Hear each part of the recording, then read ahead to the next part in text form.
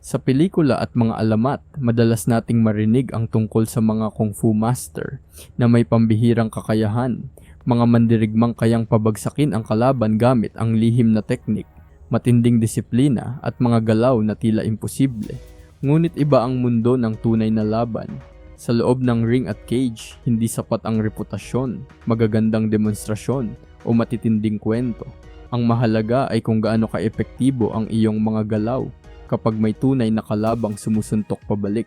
Sa video na ito, titingnan natin ang ilan sa mga pinakasikat na pagkakataon kung saan ang mga self-proclaimed kung fu masters at traditional martial arts experts ay humarap sa mga profesional na fighter at natuklasan ang malaking pagkakaiba sa pagitan ng teorya at realidad. Mula sa mga viral knockout hanggang sa mga nakakahiyang pagkatalo, ito ang mga laban na nagpayanig sa mundo ng traditional martial arts. Kaya ihanda ang sarili at samahan ninyo ako habang binibilang natin ang mga kung fu master na dinurog ng mga tunay na fighter. Pero bago ang lahat, baka pwede muna ako makahingi ng like at pakisubscribe na rin ang aking channel. Sobrang halaga po sa akin ito. Maraming salamat po. Simulan na natin. Tara? The Fall of Yi Long's Iron Body Myth. Sa loob ng maraming taon, kinilala si Yi Long bilang ang Shaolin monk na kayang balewalain ang sakit. Madalas niyang ibinababa ang kanyang depensa upang ipakita ang kanyang tanyag na iron body. Ngunit noong 2024, hinarap niya ang veteranong K1 kickboxer na si Yasuhiro Kido. Sa simula, naging palaisipan kay Kido ang kakaibang estilo ni Yi Long. Ngunit nang makita niya ang tamang tiyempo, agad siyang umatake. Isang napakalakas na head kick ang tumama ng malinis sa ulo ni Yi Long. Bumagsak ang monghe sa canvas at hindi na nakabangon bago matapos ang bilang. Sa loob lamang ng isang iglap, ang alamat ng kanyang di umano'y hindi matitinag na katawan ay nasubok ng malupit na realidad ng ring.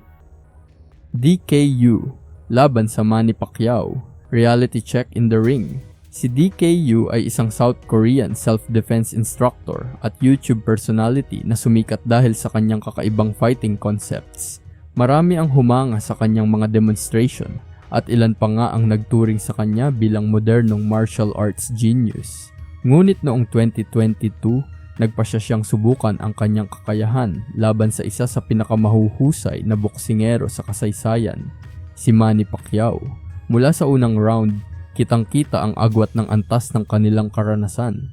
Habang sinusubukan ni Yo ang kanyang mga galaw, paulit-ulit naman siyang tinatamaan ng malilinis na kombinasyon ni Pacquiao. Pagsapit ng mga sumunod na round, nagsimula nang bumagal ang kanyang kilos at nahirapan siyang makasabay sa bilis ng dating world champion. Sa ika-4 na round, isang malakas na suntok ang nagpabagsak sa kanya sa canvas. Bagamat nakatayo pa siya hanggang matapos ang laban, malinaw ang naging resulta. Sa gabing iyon, ipinakita ni Pacquiao na ang tunay na karanasan sa kompetisyon ay hindi madaling mapapalitan ng mga demonstrasyon lamang. Rokyaan Po's brutal lesson for a Kung Fu master.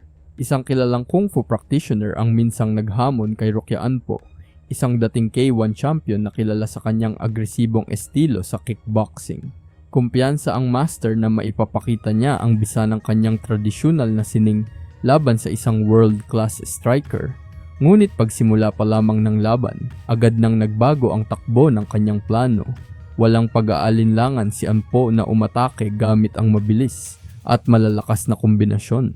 Hirap ang master na depensahan ang sarili habang sunod-sunod na tumatama ang mga suntok sa kanyang mukha at katawan. Sa halip na makapagpakita ng epektibong kontra-atake, tila naging target lamang siya ng mga atake ng dating champion. Pagsapit ng pagtatapos ng round, malinaw kung sino ang may kontrol sa laban. Ang dapat sana'y pagpapakita ng lakas ng tradisyonal na martial arts ay nauwi sa isang masakit na leksyon tungkol sa tunay na antas ng professional fighting. Master Kai Tran's costly challenge against a UFC veteran. Kumpiyansang pumasok si Master Kai Tran sa isang sparring session upang patunayan ang kanyang kakayahan. Upang mas maging komportable siya, pinili niyang harapin ang tila pinakamaliit na tao sa gym. Ang hindi niya alam, ang napili niya ay si Nam Fan, isang dating UFC fighter na may maraming taon ng karanasan sa pinakamataas na antas ng mixed martial arts. Sa simula, ginamit ni Kai ang kanyang laki upang magmukhang dominante. Ngunit hindi nagtagal ay nakita ni Namfan ang tamang tiyempo.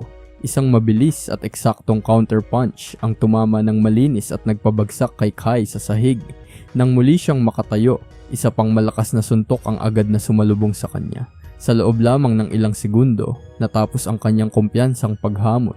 Ang laban ay naging paalala na sa combat sports. Hindi sapat ang laki ng katawan kung kulang ang karanasan laban sa mga tunay na veterano. Xu Xiaodong exposes a Wing Chun successor. Si Xu Xiaodong ay isa sa pinaka-kontrobersyal na MMA fighter sa China dahil sa kanyang misyon na hamunin at subukan ang mga martial arts masters na nagsasabing kaya nilang talunin ang mga modernong fighter.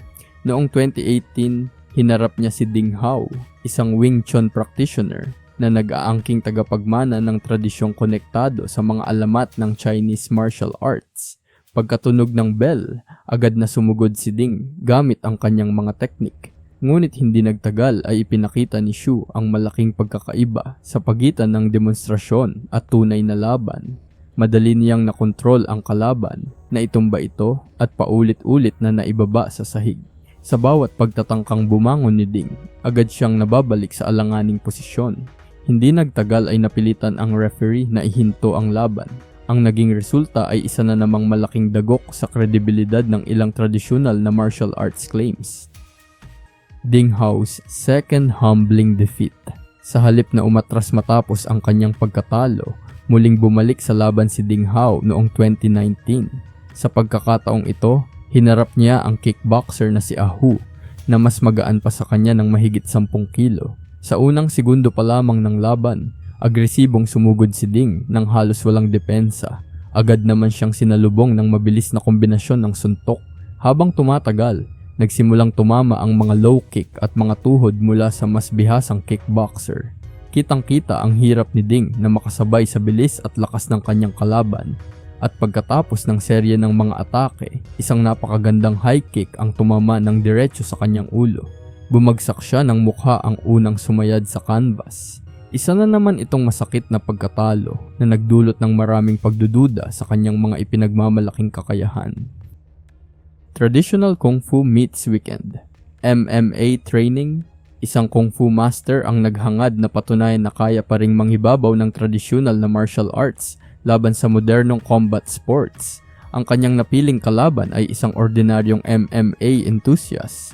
Ngunit sa kabila ng malaking kumpiyansa ng master, mabilis na nagpakita ng pagiging epektibo ang simpleng MMA fundamentals. Habang sumasalakay ang master nang walang sapat na depensa, kalmado namang naghihintay ng pagkakataon ang kanyang kalaban. Hindi nagtagal, isang malinis na right hand ang tumama ng direkta sa kanyang panga at agad siyang bumagsak. Nang muli siyang makatayo, isa pang suntok ang sumalubong sa kanya. Nauwi ang laban sa isang malinaw na pagkatalo at naging patunay na kahit ang isang amateur MMA fighter ay maaaring maging napakadelikadong kalaban kung mahusay ang kanyang pundasyon sa tunay na pakikipaglaban. Buakao's painful reality lesson for Wang Yanlong. Sa tuktok ng ating listahan ay ang laban ni Wang Yanlong laban sa isa sa pinakakinatatakutang Muay Thai legend sa buong mundo, si Buakaw Banchamek. Kilala si Wang bilang isang Kung Fu master na gustong subukan ang kanyang kakayahan laban sa mga elite fighters. Sa umpisa ng laban, agresibong umatake si Wang gamit ang iba't ibang spinning kicks. Ilan sa mga ito ay muntik pang tumama sa sensitibong bahagi ng katawan ng kanyang kalaban. Ngunit hindi nagtagal ay nag-adjust si Buakaw. Gamit ang kanyang napakalawak na karanasan mula sa daan-daang profesional na laban, kontrolado niyang pinasok ang distansya at ginamit ang kanyang paboritong sandata, ang Muay Thai clinch. Mula roon ay sunod-sunod na tumama ang mga tuhod sa katawan ni Wang. Kitang-kita ang epekto ng bawat isa. Sa huli, hindi na kinaya ng Chinese fighter ang pressure at sakit na dulot ng mga atake. Nauwi ang laban sa isang kontrobersyal na paghinto. Tradisyon, alamat, at magagandang demonstrasyon ay maaaring kahanga-hanga. Ngunit kapag nagsimula na ang tunay na laban, isang bagay lang ang mahalaga: kung epektibo ba ang iyong mga galaw laban sa isang kalabang handang lumaban pabalik. Kung nagustuhan ninyo ang video, huwag kalimutang mag-like, mag-subscribe, at pindutin ang notification bell para sa mas marami pang nakakagulat na countdown hanggang sa susunod na video.